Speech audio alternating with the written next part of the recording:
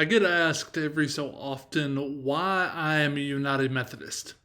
This isn't usually a puzzled question around any conflicts that may exist in our denomination, but rather is a genuine inquiry into why I chose to be in ministry in the United Methodist Church. Now, the superficial answer is that I grew up a United Methodist in a family of United Methodists for a few generations. But as I've gotten older and explored my own faith, I found that there was much more to my affection with the United Methodist Church and more specifically Wesleyan theology than other traditions or other theological viewpoints.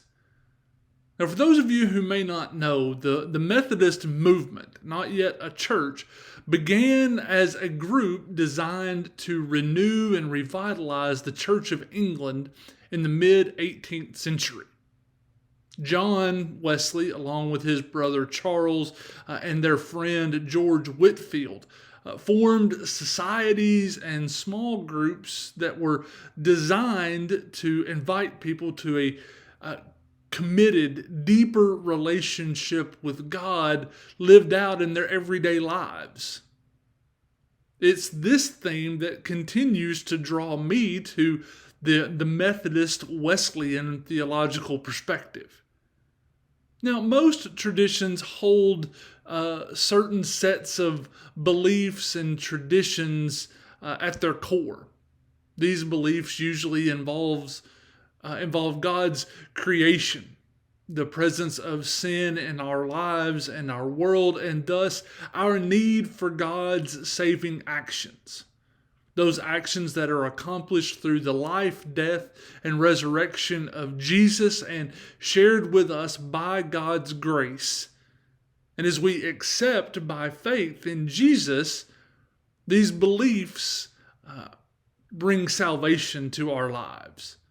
Beliefs that we usually profess through things like the Apostles' Creed. However, different traditions emphasize different things about God's nature and character and activity in our world, and Methodism and Wesleyan theology is really no different. But some of the unique things about Methodist Wesleyan theology that I resonate with are things like the emphasis that gets placed on the truth that each of us is created and loved by God, and that God is working in our lives even before we know or understand who God is. Also, I deeply resonate with the emphasis that we place on the work of God's grace that happens in our lives after we've accepted God's gracious gift of a relationship through Jesus. This love that God holds for us also holds tremendous power to change our lives. This emphasis that no matter what our struggles are, what difficulties we encounter, the brokenness or the sin that engulfs our lives, the love and grace of God is powerful enough to redeem and to restore and transform and heal our lives. John Wesley was the initiator of the modern holiness movement, and I use modern in a very broad term. But he was the initiator of the modern holiness movement, which emphasized that because of God's grace at work in our lives, we should consistently become better people and better followers of Jesus every day. He emphasized a personal holiness, but that personal holiness should inspire us to live better lives in our world, or in other words, love God and neighbor better. I'm also a Methodist because of the Wesleyan emphasis that gets placed on the power of community and the power of the community of faith in the church. He understood the unique potential of people who pursued God in their daily lives, gathering to be taught the faith and encouraged, but then being sent out from that place into their places of work and leisure to share God's love and grace with the world around them.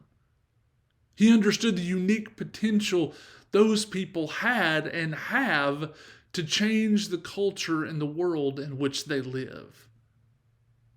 So I'm a United Methodist because I believe that our relationship with God through Jesus Christ isn't just about us praying one prayer so that we earn some eternal destination or we don't go to hell. But rather, God's desire is that we commit our lives to, by God's grace, become more like Jesus in the way that we love God and our neighbors every day. And also the power of God to change lives, and through those changed lives, change the world and establish God's kingdom here on earth. So in closing, yes, I am a Methodist and a Wesleyan because that's what I'm most familiar with. And I recognize that while it isn't a perfect theological viewpoint or a way to look at the world, it's the best way that I've experienced for me to live in relationship with God and thus the world around me. But I hope you all are doing well. I hope everyone is staying safe, and I look forward to worshiping with you all on Sunday morning, either on site or online, beginning at 8:30. Have a great rest of the day, and God bless.